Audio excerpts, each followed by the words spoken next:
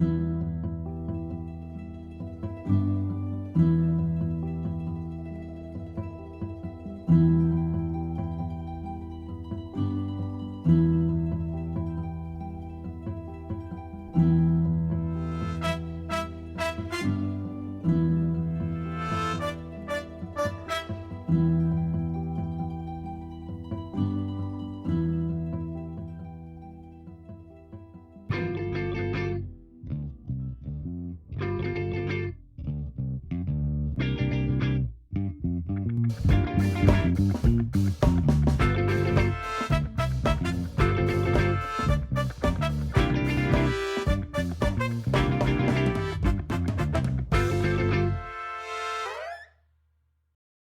and welcome to another episode of Thank You for Spore-ing. Welcome back to the show that always pairs rabbit with Beaujolais. I love doing those. We've just seen and will be reacting to and talking about the third episode of HBO's The Last of Us, which was titled Long, Long Time, based on a song that appears in the episode. Before we do that, I have Chad with me. Hello, Chad. Hello, Eric. If anybody ever doubted our dedication, they did not know that we were recording this at midnight 15. I know. We actually, this is the first episode we watched non at the same time.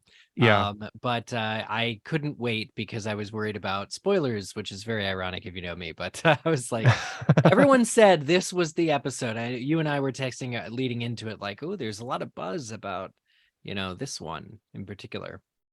Yeah, I avoided spoilers by just not getting on Twitter and also avoiding Twitter in general since they got rid of third-party apps, but that's a different thing. So yes. So nevertheless, we are caught up and interested in discussing it. So awesome. Thanks to any listeners that are joining us. And before we do that, let's touch base on episode 2.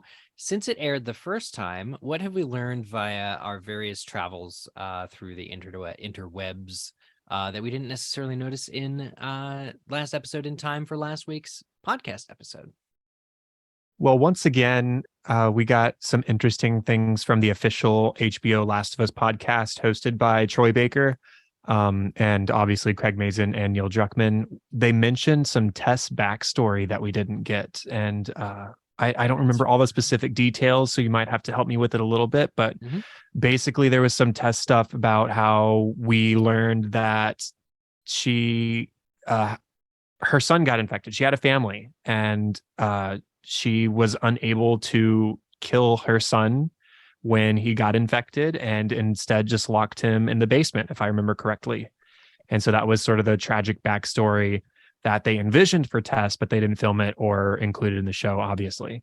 Yeah, that shocked me, and also was just a great extension of what they're clearly trying to do, or the type of stories that they're trying to tell, especially, again, centering around love. Tess's love for her kid made her not able to shoot him, although apparently she shot her husband just fine. But no, I mean, I get it. This is a kid. This is a child you brought into this world. How do you take him out? But as a result of that failure to act, that kid is suffering because he's probably still locked in her basement to this day, they said. So, it's like, there's no win kind of a situation to that. And that's the kind of stories that these guys are telling. So I don't know whether to feel grateful that it didn't get shown on the show, because I would feel extra bad for Tess. But it is interesting and actually fascinating to see more layers behind the character that we got for such a short time. And I think it perfectly aligns with the Tess that we got in the show. Yeah, absolutely. And it gives a connection between Tess and Joel that would explain maybe Joel's willingness to emotionally attach himself to somebody else, that they have sort of that shared trauma of losing a child in different ways, definitely, but losing a child nonetheless. Yeah, I agree with that. Something I remember sharing with you was this growing theory throughout the week, especially after episode 2 and the Jakarta scenes, that going back to episode 1 of The Last of Us, there's something in the wheat. There's something in the flour product. And it started what seemed to be a fringe conspiracy theory about basically Sarah, Joel's daughter, avoiding and not wanting raisin cookies, suddenly became what we got this week, which was Joel explaining to Ellie that the best guess of the pandemic happening is actually because tainted wheat and flour products were shipped everywhere globally, and within a few days, the tainted product has given everyone cordyceps. Yeah, that was really interesting. You told me that theory, and I was like, that seems like a stretch. Not necessarily that this would be how it was spread, but the things that people were connecting to create that theory just felt like, I don't know if I Like agree Joel with didn't that, buy or like I don't pancake know if I see mix. that. Yeah, Yeah, yeah. it's like the neighbors eating biscuits that first morning. It's like Mm-hmm. cool, and Joel's on Atkins, or they Yep. don't have pancake mix, which is a specific thing Joel references when talking to Ellie about the origin of the cordyceps infection. Um, so I mean, kudos to these people who connected those threads or spores or whatever you want to think of them as. Connecting the And spores. I mean, wow, I did not catch that in depth, but I must confess, after you sent me the video, after sharing that theory, it did make a lot more sense, and I was like, okay, I buy into this now. And you did say that I'll vouch for you if we're ever at a party and be like, hey, this is the guy that didn't believe it. No, he absolutely he came around. No, you did text me like, and I'm just so happy to be here on the internet where people are doing these crazy theories. And it's just like, wow. Particularly Ryan Airy and the channel Heavy Spoilers are the two channels that I'm watching like the recaps for basically after each episode. And they both featured like, why doesn't Joel get infected, or how does Joel narrowly miss getting infected? And I'm sure they will be just loving the confirmation in episode 3, because yeah, they just came out and said it. So that's just a really beautiful kind of conclusion to what the show is putting out. It just shows that the audience is on the same level, that there's some really intelligent people out there that are able to tell people like me, for whom it would go over my head, that hey, this is really cool. They're kind of giving us clues here. So Yeah, and I mean, I like that they had an answer to how all of this started and how it spread. I think that it could have remained sort of a mystery, just like, well, we didn't do anything about it ahead of time, and cordyceps mutated and took over, and that's the end of the story. But the fact that they had an answer and they had an explanation for how it got to this point, I think that's really smart thinking on the showrunner's part. for sure. So yeah, I'll definitely be interested in catching the official Last of Us podcast for this episode. But before I listen to them talk about it, I'm going to talk about it with you. Let's Sounds good. move Let's do it. on to, okay, long time. And this is almost as long an episode as the premiere. This may be the second longest episode we get this season. And they dedicated a lot of time to telling the story of a character from the video games, Bill, in a way we have never seen him before. I was so in love with this episode. I did not know what to expect going into it. I certainly didn't expect what we got, because I mean, we had seen from sort of the previews of the next week in The Last of Us kind of stuff that there was going to be both Bill and Frank in some capacity. But I sort of figured, oh, they're just going to bring Frank to the modern day, and he's going to be there in addition to Bill. And maybe Bill will be his same old grumpy self with Ellie like we saw in the game, and Frank will be that sort of foil to him and will be kind and loving and something different, because that's the way Joel described him at the beginning of this episode, at least, was that Frank is nice, but Bill is not. And, we've talked about why adaptations are great so far in our first 2 episodes, and we've talked about what we want and what we expect from them. And I expressed how I want and expect things to not be exactly the same from the game, because I've already played through it multiple times. I don't need the same thing. This is a perfect example of taking a character that we know, Bill, showing him to us as we knew him in the game. We get that at the beginning of these whole all these flashback sequences. And they take a part of him that was only touched on or hinted at in the game, and they expand it into something much richer, much more compelling, and way more heartfelt than what we got in the game. And it's something that could only be done in this kind of medium. They couldn't have told this story in the video game. So it makes sense that they would change it and adapt it in a way that makes sense for the medium that we're in. And I mean, let's be real. fantastic representation in the way it presents a loving gay relationship between Yep. two masculine men rather than between two stereotypes, or by only hinting at what they were to each other. Like, oh, they're roommates, guys. They're roommates. They live together, and they sometimes share a bed, but we're not going to Yeah. say. Like, No, they went there, and this was explicit. This yeah, was well, yeah. explicit in a way. It was explicit as in like it was clear, Yeah, if yeah. that's what you meant. Yeah. Yeah. But it is very clear what these men represent to one another, and there's so many good lines of dialogue throughout the script that emphasize it. For instance, at one point Bill says, I was never afraid until I met you. And Mm-hmm. that's him fearing for their safety. Like, he did not care. And the other line that I remember is, I didn't really care when the world ended, when all those people died, but I care, I care now. I have In fact, he says he purpose. was happy when everybody died. He didn't like Yeah, people. yeah, yeah, yeah. And that's very like, okay, is he a sociopath? Is he very, but you got to look at this sort of survivalist, as he prefers to be called, one of those doomsday preppers, Mm-hmm. and kind of get in his head, as Nick Offerman did, as the series does, and see that beneath that sort of cold, very competent, I can survive in an apocalypse kind of guy, you have something missing. You have a lot of uh not necessarily fear, but there's a loss, there's an emptiness, there's a hollowness to that Frank,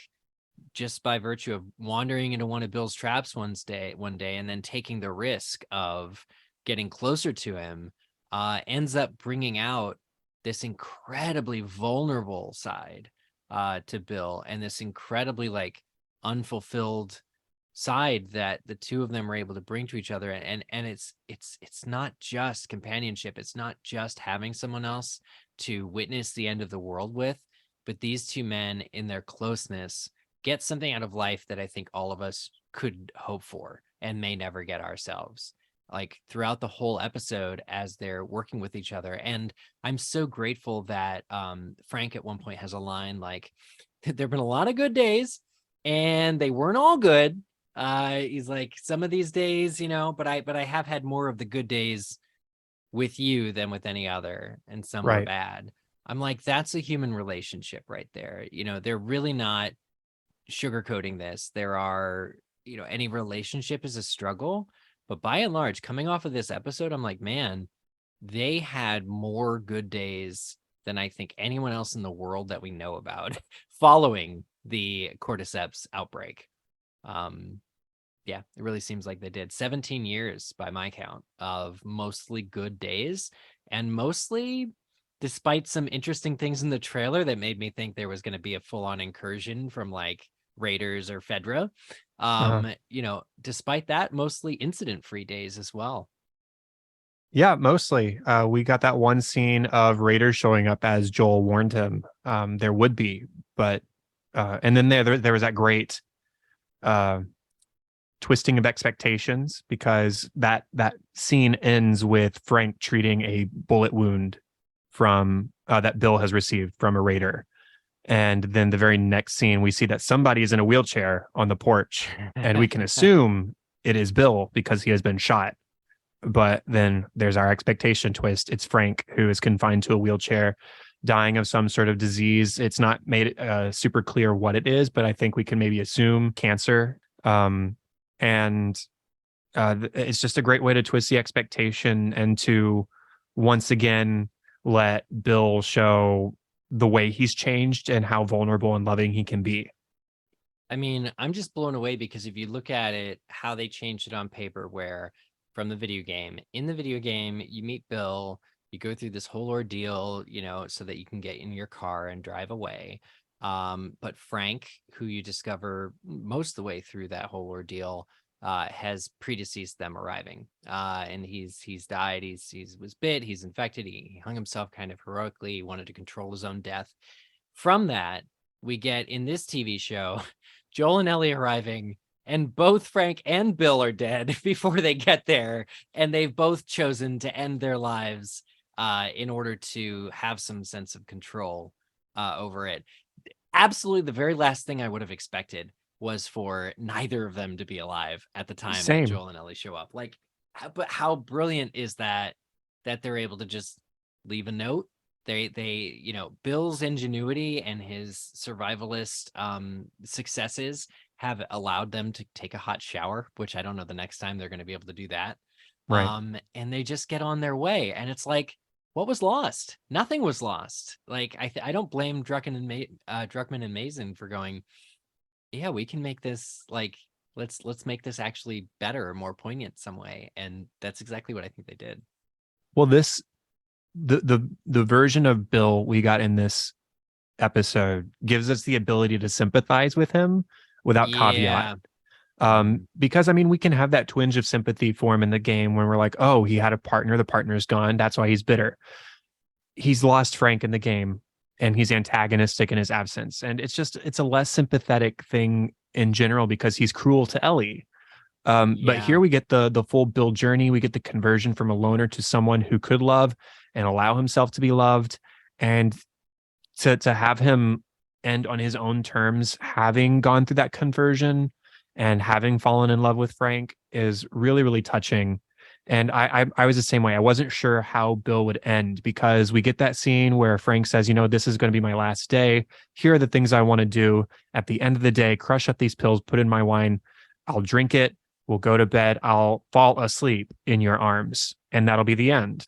And I figured, okay, once he got past the initial hump of like starting going about this day as a gift to Frank for his last day, that Bill would honor Frank's wishes and no more. That was what my first thought would be. Yeah. Because I figured Bill would still be around at least to greet Joel and Ellie in Joel some and Ellie. capacity. Yeah. And then he reveals, oh, well, there were pills already in the bottle, so I'm going with you too. And then I thought, oh, maybe the pills kill Frank, but Bill is left bitter and alive still. I was thinking that because that would bring him to the bitterness. That would bring him to the point where video game players would expect him to be at. He'd be angry kind of almost for a different reason, but almost for the exact same reason, essentially, that he's no longer complete, that we get in the game. But God, this was so more like, and I remember texting you a few days ago because I was playing through the Billstown section of The Last of Us Part 1 on PS5, something I streamed, and it's also on this YouTube channel, where I also air this podcast. And I was missing, I think I said to you specifically, I can't wait to see, and I hope Nick Offerman brings the irritated Bill to the screen. And I'm really looking forward to this, because the stuff between Bill and Ellie in the game is legendary. You don't really know Ellie that well, and she gets to be a world-class shit while at the same time just kind of like defending herself against this guy who is clearly high-strung. And it's this amazing, beautiful interactions between the two of them, and I couldn't see past, because I want to experience it and have it handed to me just like it is in the game. I gotta say, coming off of this episode, I'm so glad I was wrong. I'm so glad I was so completely wrong about that, because that's going to be one of those things that will always be there in the video game. That's always going to be super fun and exciting and hilarious. The way that the voice talent, the way that the animation, the way that the story there works so well for it.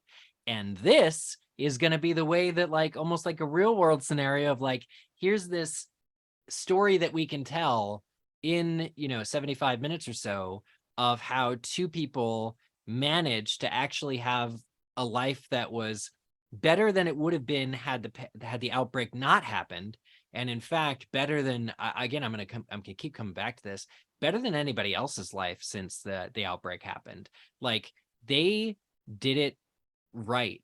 They had the ability to have dinner, people over for dinner, and rabbit and wine and all these things is just unbelievable, and culture and hot water and all of these things.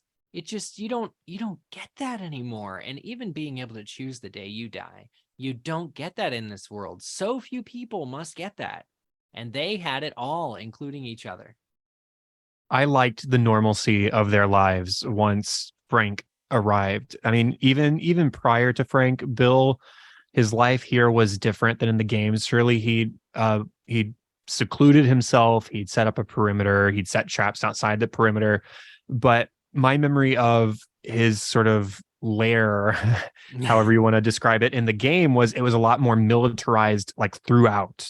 But here he's like, I've got the city to myself now, and that's what he's got. He's got the city, and it's just like it's him in it, and that's it. He's got the outside perimeter that keeps him safe, but within, he's just living a life where he can go to the store, he can salvage for materials on his own.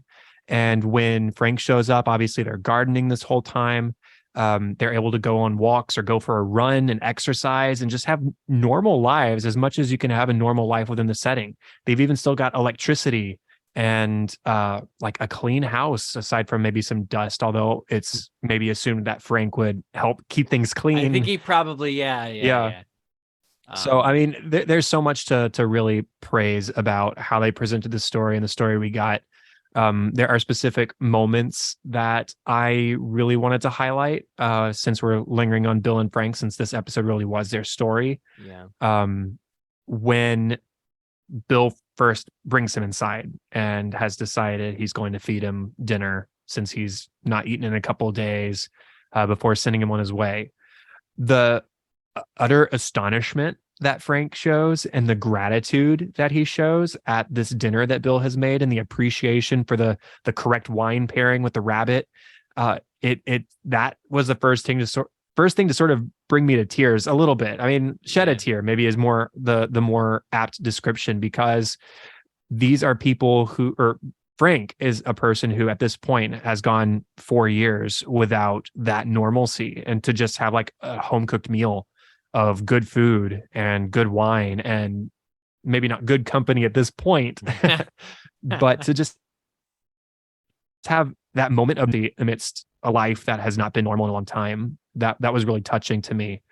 And then immediately after, to have the piano scene, and Frank does his best and he sings and he kind of hacks through it and it's not super good. It's better than I could do. Right. I took a few piano lessons, to be honest. Yeah. And then Bill takes over and he plays a simplified version of the music. He had it memorized. He doesn't even have the book open. So he's practiced this. Is it out of loneliness? Is it because he really likes Linda Ronstadt? I don't know. But he plays it, and it's a great scene. And it's sort of how they first express love to each other as they are learning who the other person is. And it's really great. Yeah, no notes. I think that Last of Us continues its good tradition of music incorporation and the way that they use music to tell the story. Funnily enough, I was reading an article between, watching and recording this about sort of the Linda Ronstadt song, and it turns out that it ends up being a song about unrequited love, so they were right to stop it at like after the first verse in the show, but the actual song and the words on it and seeing what it means to both of these two characters is just absolutely chef's kiss. Is like they're moved by music, their connection to music is what they have. This idea that Bill has these playlists that just play all this old music is like that's what's left over. And I think I remember them discussing that on the Last of Us podcast too, how music is something that would naturally survive an apocalypse. It would just kind of be sitting there for somebody to pick up and put a record on or whatever. And yeah, they managed to bring out a song that I don't believe, I certainly had ever heard before, and make it, such a wonderful central part of this episode thematically, and also just in the way that we all connect to art.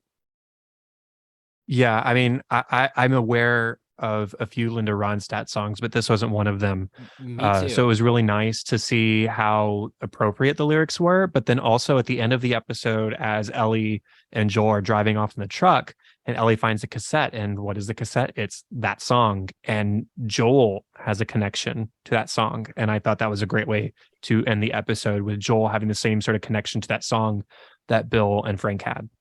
Yeah, I said to you earlier as sort of as a joke, but like I expect Google searches for Linda Ronstadt to go through the roof over the next, as they do, it's like Kate Bush and Stranger Things. Like I really hope this is a new, like, bring it back to number one Right. here. But yeah, I knew she mostly did she's done a lot of Buddy Holly covers and like a lot of covers of even like Smokey Robinson and things. Like I knew When Will I Be Loved is probably my favorite Right. Peter Ronstadt version.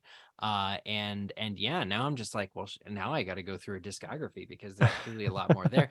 Like, yeah, I don't know. It's just there's something about the music and relating to each other through the music. The fact that Joel at the end is like, wait, leave this on. This is really good. And it's Ellie's first time in a car. It's just, there's so much to love about it. Yeah. So let's take a break from Frank and Bill real quickly and go to sort of Joel and Ellie. They show up there in the beginning of the episode and they're at the end of the episode. And then the total middle of the episode, 60 minutes easily, is the Bill and Frank story. So I think we open up or a scene very close to the beginning shows Joel washing his knuckles in a cold river, like a flowing stream. Hmm. And I love that this is still a situation where maybe he ran out of med kits. He just his knuckles are still bothering him from the time that he punched that guy 2-3 nights ago, probably to death. Yeah. And yeah, this is hard mode, but it plays so well the idea that we carry with us these injuries, and you just can't have this superhuman video game character on screen. It wouldn't work. The thing that stood out to me about that moment was that he was stacking rocks. And I Yeah, was curious. I have a couple of theories, but I want to know what your thoughts are. What was the stacking rocks meant to signify? if you're in a post-apocalypse, and I don't know because we're not there yet personally, but but I'm guessing that the way you have to live, where your moves are economical, everything you do has a purpose, and that one purpose, it's never more than one purpose. The only purpose is survival. You get somebody like Joel who's coming out of that shell. And so the stacking of the rocks to me shows that he did anything that wasn't strictly about survival. It was about, I don't know, art. I don't even know if he probably wasn't even consciously doing it. The stacking of rocks is play, it's recreation, it's not survival. And so I think it meant to show the unraveling, or there's a better word for that, maybe the warming up, or the kind of bringing closer down to humanity of Joel, and not, that was something that he did that could be viewed objectively as beautiful, but what I view it as is it wasn't essential. And the fact that he did it means he's kind of returning to personhood and returning to his humanity. Okay. So I don't necessarily disagree with that because I don't have an answer, but a couple of thoughts I had were, one, it was maybe a sort of mock gravestone tribute to Tess. I love Obviously, he that. doesn't have That's a their great body. one. What a great Yeah. So that idea. was my first thought. But then the other one was somewhat related to what you were saying, and that is grounding technique. Like, I know Okay. in therapy, there's the one that's, I don't remember all the different numbers, what they're for, but like, name 5 things that you can see, or 4 things that you can hear, or 3 things that you can smell, like that kind of thing. So like, we've talked about Joel's anger management problems. We've talked about how maybe he's potentially emotionally stunted following the death of his daughter 20 years prior. And so maybe this is something that Tess taught him or somebody else taught him to help him connect or get out of his head in some sort of way. So like, I stack some rocks, and that helps me to calm myself in a certain I way. I mean, it Yeah. worked for Yoda and Luke Skywalker, right? Like he's training Luke to be a Jedi and connect with the Force. Like Joel Yeah. is connecting with the Force. Yeah.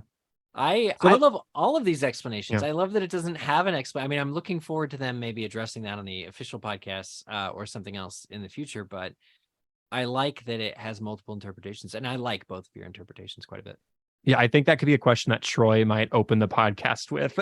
Like, what's Troy the will be like, I significance of never Joel stacking the stacked rocks? rocks. Yeah. What was this? This wasn't in my script. But yeah, that's beautiful. And then, we really didn't get much Joel and Ellie in this chapter, comparatively in this episode.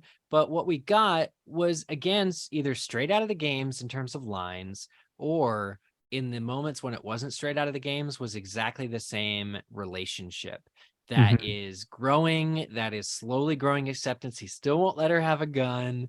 But they're leveling with each other. They're seeing each other. when she apologizes for Tess and he's like, don't talk to me about Tess. And he's like, but listen, like, and he just kind of nods, she says, I'm sorry that happened. He nods. They're leveling with each other. They're seeing each other as people.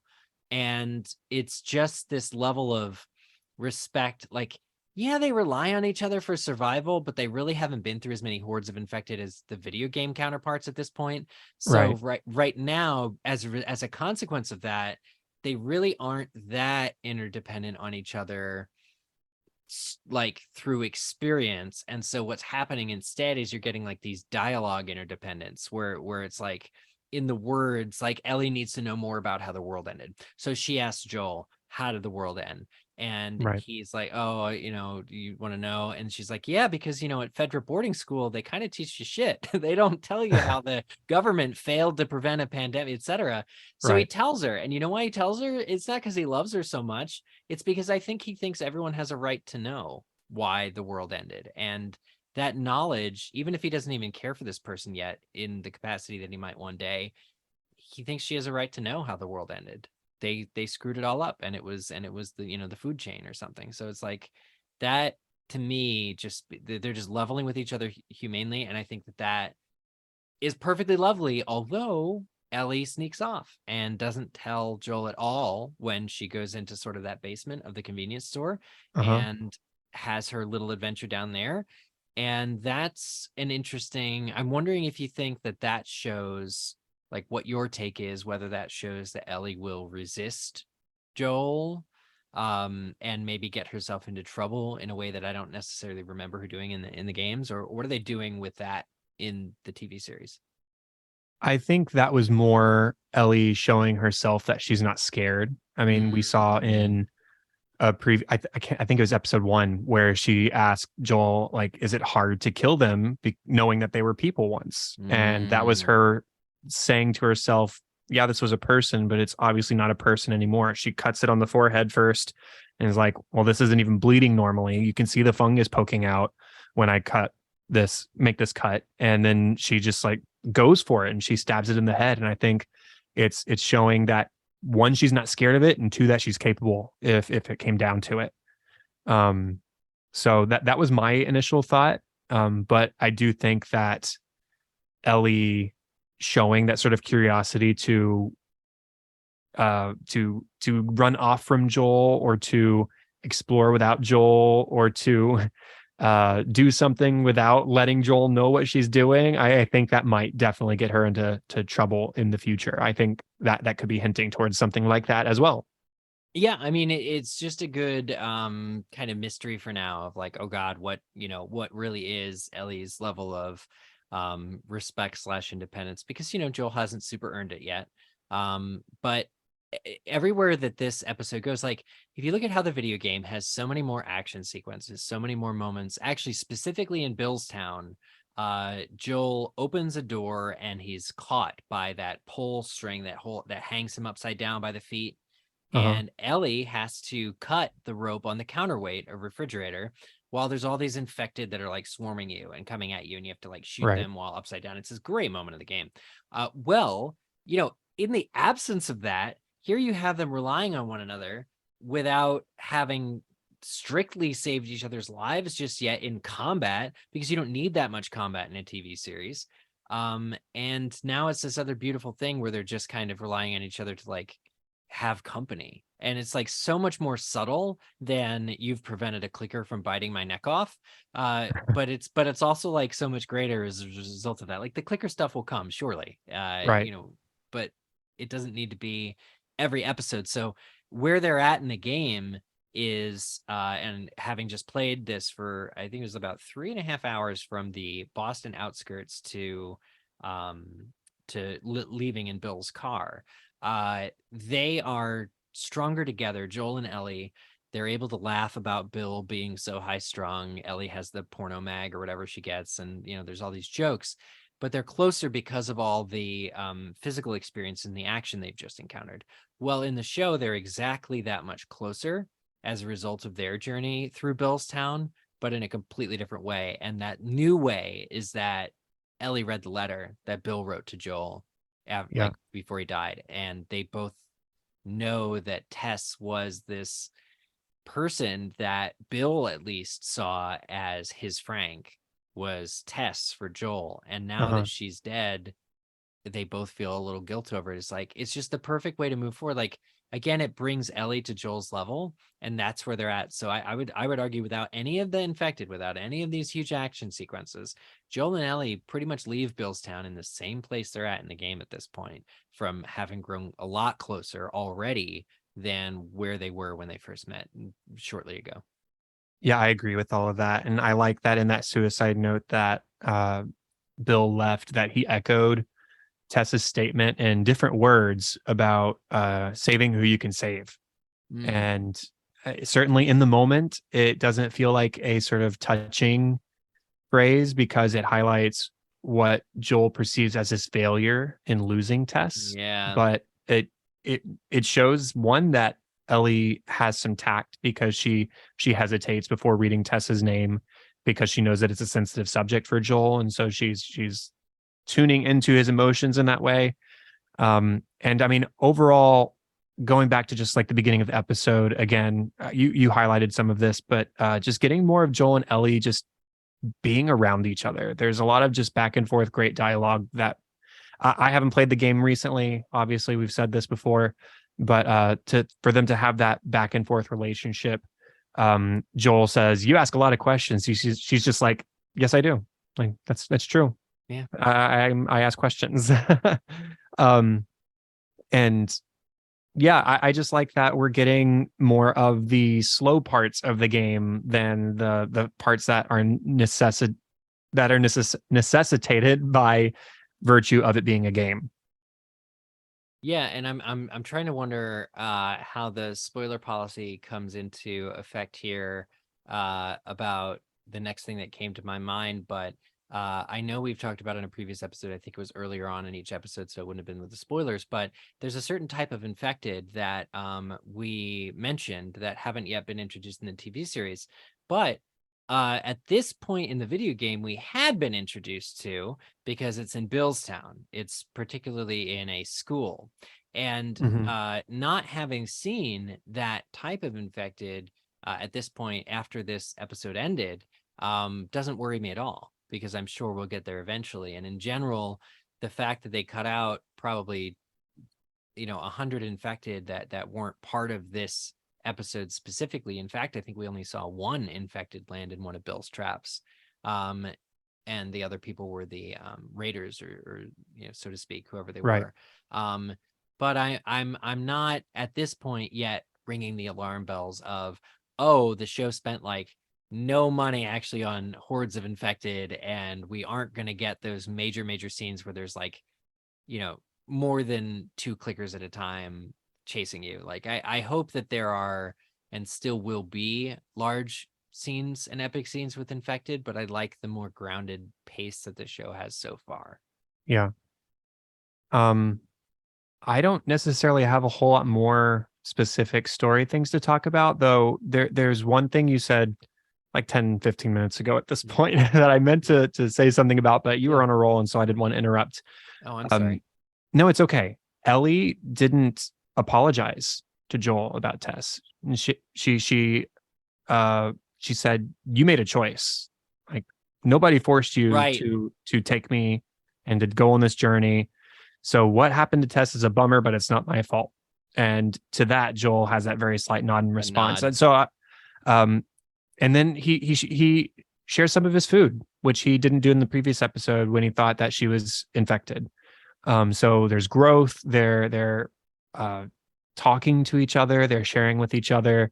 Sure, their relationship isn't one of closeness, but they're getting used to each other. And Ellie is standing up for herself. She's like, "Yeah, it sucks that this happened, but you can't blame me for it." So, um, Great point. Yeah, I yeah, appreciate the correction. Yeah, that's absolutely yeah, what happened. It brings them closer because she is not a doormat. right. And that's the kind of attitude to have. An Maybe he interesting, sees a little bit of Tess in that, to be maybe, honest. yeah, honestly, that could be You know, very true. Something that was adapted or changed for the show versus the game is the arcade game that Joel and Ellie come across. which in the video game is called The Turning, and it features a character called Angel Knives. And it's this very important moment in Ellie's backstory, particularly for other reasons even Right. than this one. But the game that gets called out in the TV series is a real life game, Mortal Kombat 2. And I grew up playing this at the arcade, and it's a heck of a thing to see in a world where it's an apocalypse, and kind of raises my eyebrows a little bit. But I can 100% see why they would want to make it a real game, and it's probable, if not already confirmed, that The Turning was just a joke about zombies anyway, and Angel Mhm. Knives as a character, it sounds a lot like she had fatalities, which is totally a Mortal Kombat thing. So is this just paying off the original influence of the original, like they couldn't get the permission or the licensing to be able to say or show Mortal Kombat, but now that it's on TV, they're like, we should pay the money for this.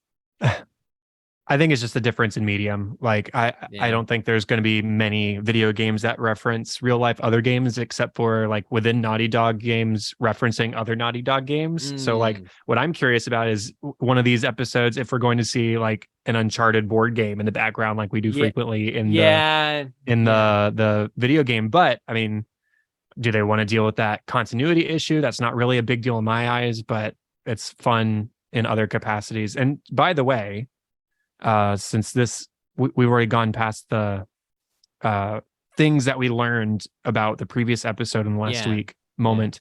Apparently the lighter that Tess had was a reference to a lighter from Uncharted 4, also made by Naughty Dog. And Neil So Druckmann. yeah, yeah, written by Neil Druckmann. So small thing. um Anyways, I had a couple more just like small things. First Sure. off, when we were in the Cumberland Farm store and Ellie went off exploring on her own, there was definitely a like sticky note or sheet of paper on the wall that said safe and had a code on it. It was there. Oh my And God. they didn't use it, and I'm glad they didn't use it, but I'm glad it was there because Oh, that's if they exactly did, they how would have things work in gotten the video 50 game. machine parts. They would have gotten some ammo that they desperately needed. Like, oh man, that is so funny. Yeah, That go is back so, and you'll catch oh, it now that I've I mentioned it to will. you, but it I is will. right there. Yeah. Oh my God. And I mean, the only other thing I have to mention about anything, and it's what the episode ends on, is that Ellie has a gun now. Ellie's got a gun. Yes, I had Joel that thought. did not permit her to have a gun, even they're No. just all on the wall. And she's like, dude, he's like, no. Yeah, He there's a already wall knows of what. them. Why can't I have one of them? Oh my God. And like part of it is okay, you'll shoot your eye out. I get it. Like he's trying to protect her, but seeing it, she's exactly right. Seeing as how it's just you and me now. No, I mean, I they think he's trying to really, protect himself, not her. oh, well, but I don't think he fears her, but yeah, it's just, it's dumb. But I hope she doesn't, I hope she earns the fact that she took it. Like he's going to be very surprised. Um, when she first pulls it out to like save his life or something, and then Yeah. he's going to be glad that she did. Well, that's definitely what's going to happen. I mean, there's no doubt about that. That's how that plot device works. Like you give the character a gun when she's not supposed to have one, so then later she can prove why she should have had it in the first place. Yep. Yeah. One thing I'll call out too at the beginning. So we talked about whether or not, and we predicted last episode whether there would be more flashbacks that open these episodes. And I gotta say, I was kind of like slightly disappointed when this episode didn't start that way. I was like, oh no, are we not going to get a flashback? But then most of the episode was a flashback. It just took like 10 minutes to get it started. When it said like 2003, outbreak day or whatever, and I was just like, yes, we're getting to see the Bill just on his first day in his bunker, and we saw the man thriving, driving Mhm. to the natural gas depot, the factory, That was filling a up fun on, scene. like, just him going around town and buying, well, no, stealing, looting all the things that he's going to need to protect himself, and just seeing the soundtrack is also fun at that moment. There's like White Room by Cream is playing, and at least two others. You're just really seeing this guy who's been activated. Like this was he says Frank was his purpose, and that's his call to say, but a doomsday prepper really has nothing to do past a certain point unless a doomsday eventually occurs. And so seeing Right. Bill sort of in his element there, just pulling out, the fence material and the pipe bomb material and all that other stuff was really fun, just as a moment of television, just seeing him get to like do his thing. Oh gosh, and I'm so glad that you mentioned the start of that flashback because it doesn't start as an obvious Bill flashback. It starts as uh Ellie and Joel have come upon this like mass grave site where Yeah. non-infected civilians were killed because By the Fedra. QZ, yeah, by Fedra, because the QZ was full and because dead people can't get infected. And there is Bill's fears that the government is Nazis brought to life because The that is government like is that's a concentration camp. That is a death camp right there. That is what that is. the government are all Nazis. Yeah. They are now, but they weren't then. It's just Right. that argument they have in this show. Huh. Yeah. But I mean that's what it is. It's a concentration camp parallel and Yeah. it's yeah, uh, showing how deteriorated and corrupt the American government, whatever you want to call it now. I mean, obviously it's called Fedra, has Yeah. become. And there's one specific phrase I don't think we've mentioned, but it was all over the first episode as Fedra was patrolling, which is that they were there to prevent infection and insurrection. Like those were their biggest Mm, priorities. And like this is early days of that. Way right. early days. Well, the kind of order that we see being given to Sarah and Joel, or in front of Sarah and Joel, to the original Fedra officer that kills Sarah, Mm-hmm. is exactly the sort of order that they're giving, that we see result in the mass grave. Right? It's like, we don't know what's causing this. We can't stop this. It's too complicated to take in two people from just wandered out of nowhere that may or may not be infected, but we don't have the time or the resources to care. So your orders are to shoot to kill.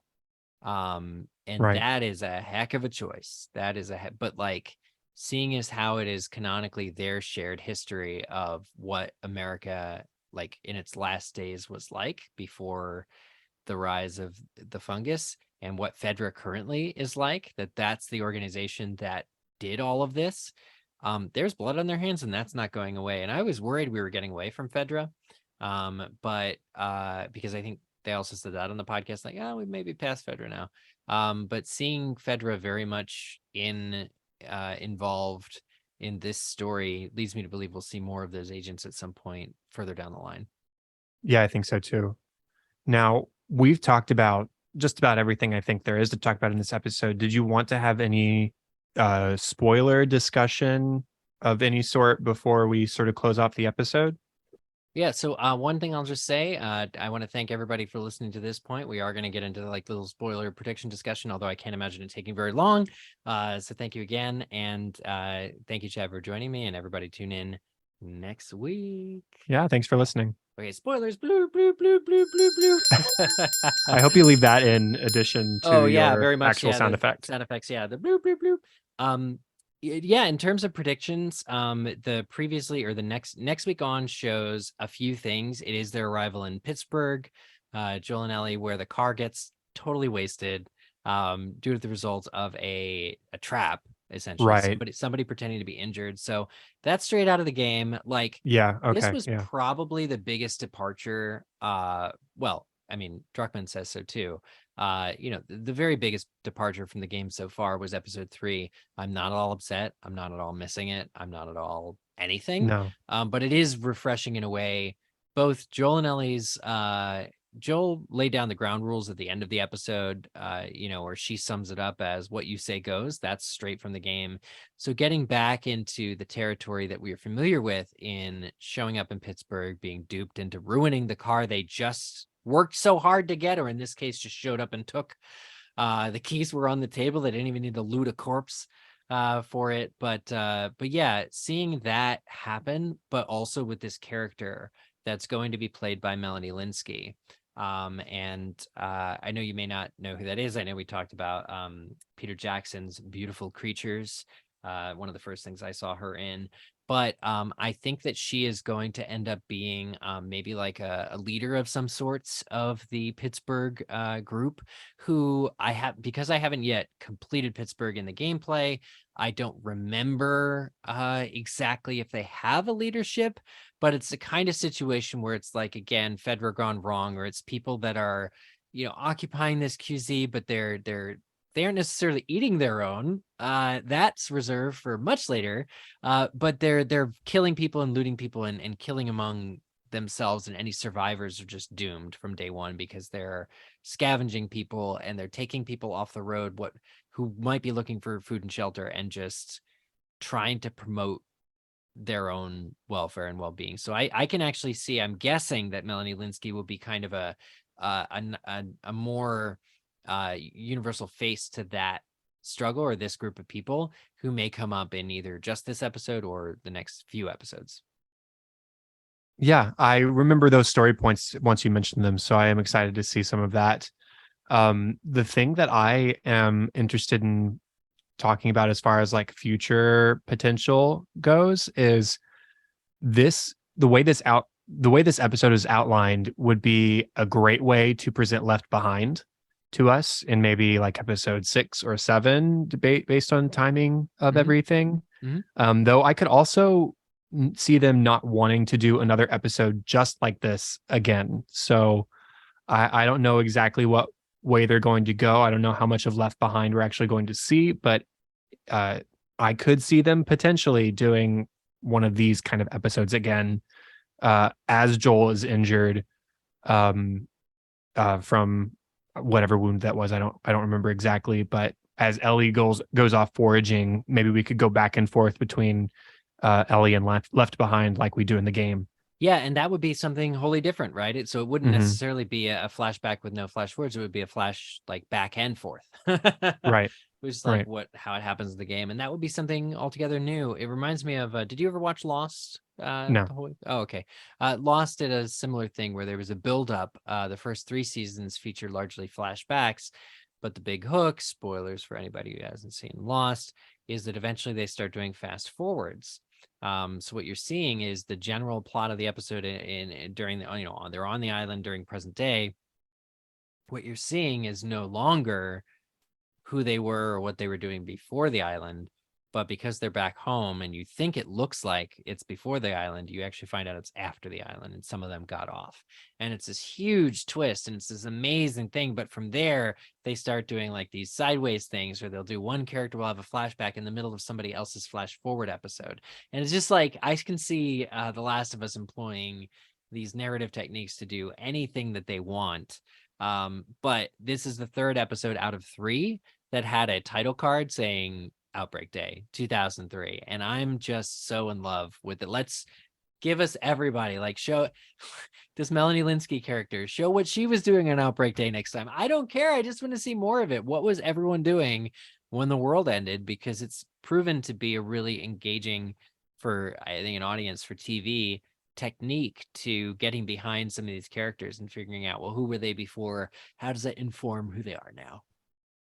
Yeah, and it's again that's something that we wouldn't necessarily get, or would be very a great use of time in a video game, because everything can be narrative driven, but you also want some sort of action to go along with that. So we don't need a 5-minute intro where a mycologist is called into military quarters to diagnose this woman who's been infected with not cordyceps unless or you're whatever. playing not unless you're playing as Dr. Radna, who's have to like in her quarantine hazmat suit, and you have to like Yeah, you have to, it's like push circle surgeon to run simulator. the exactly, yeah. Which could be cool. I was Yeah. thinking like maybe if they ever completely remade The Last of Us, you could have an episode like based on the TV series tie-in video game.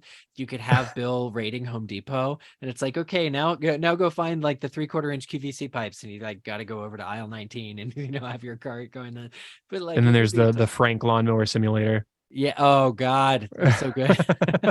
You have to Or learn to growing play strawberries. Linda Ronstadt on TV. Oh yeah, the strawberry simulator where you have to keep Farmville. checking back. It's Farmville. Yeah.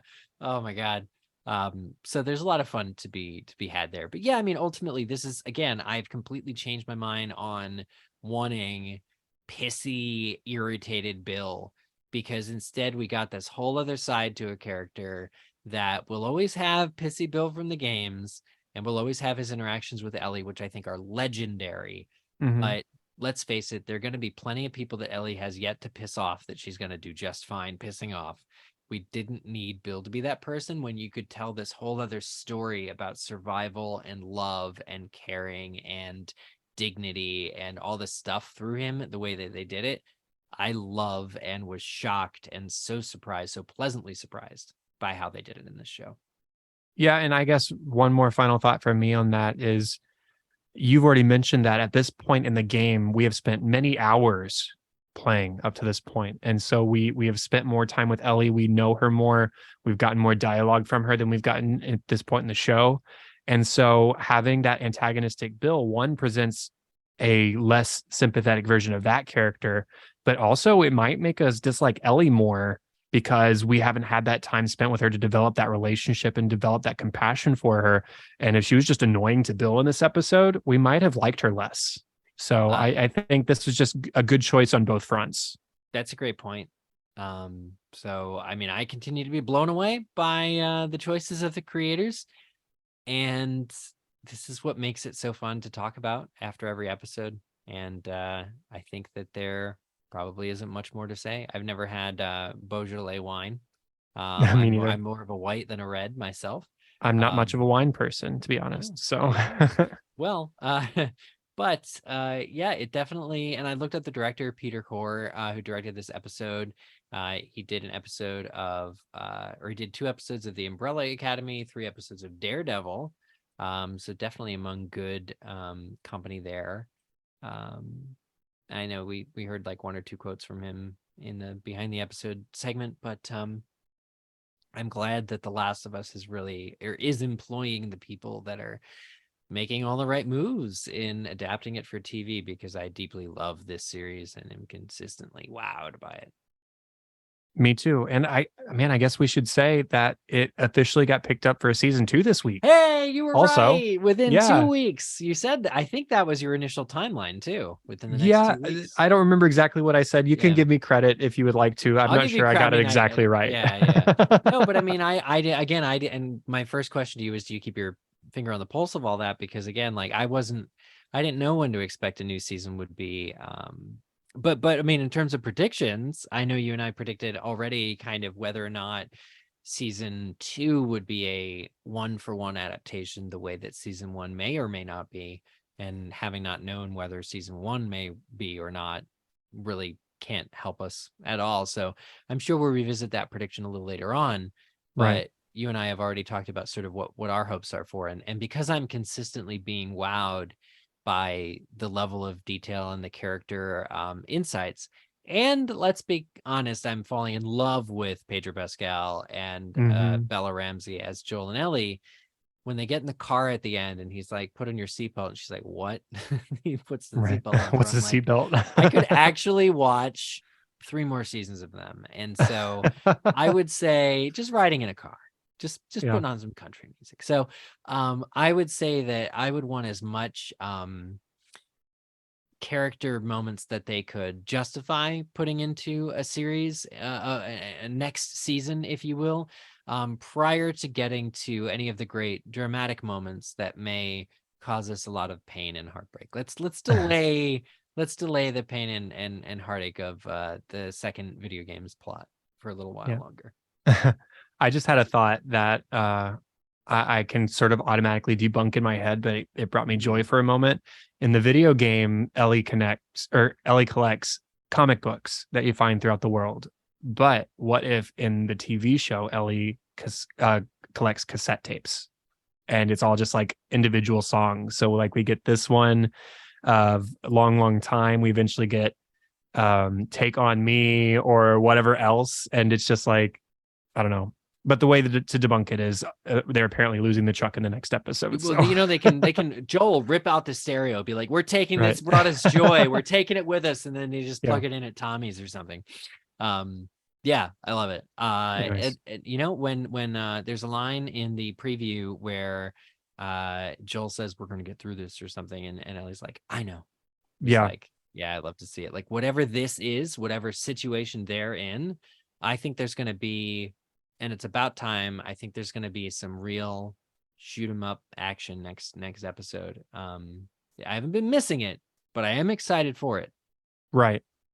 Yeah. More action, more interaction between Ellie and Joel. And it seems that in the next episode, they're going to grow closer in some capacity if Ellie already has that faith in Joel. So I'm excited to see that develop. Good times. Well, thank you again for coming on. And yeah, we recorded starting at midnight. And now it's past 1. So we'll get this episode out in the morning. But thanks to all who are listening and following us. And I'm just having the time of my life discussing this show with you.